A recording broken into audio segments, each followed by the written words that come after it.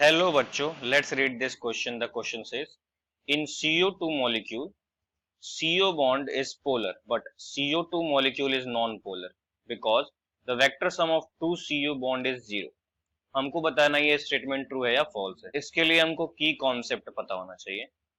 तो की कॉन्सेप्ट क्या है कि अगर कोई मॉलिक्यूल है, उसके अंदर अगर पोलर बॉन्ड्स हैं, तो पोलर बॉन्ड होंगे तो डाइपोल मोमेंट भी होगा, कंफर्म है।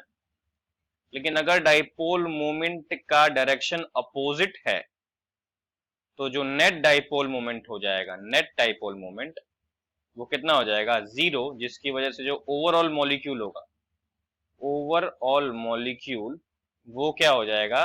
Non polar. तो वही सिमिलर केस है यहाँ पे CO2 के फॉर्म में भी। तो CO2 क्या होता है कि इसका स्ट्रक्चर कुछ ऐसे बनता है, लीनियर, ऐसे बनता है।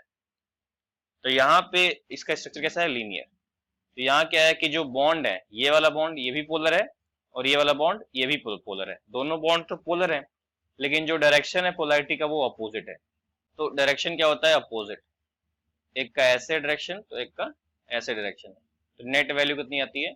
नेट डाइपोल मोमेंट 0 होने की वजह से क्या होता है कि ये कैसा होता है, जो ओवरऑल मॉलिक्यूल होता है, नॉन पोलर। तो क्या स्टेटमेंट दे रखा है? स्टेटमेंट बिल्कुल ही करेक्ट है, तो ट्रू होगा। I hope you got the answer. Thank you and best of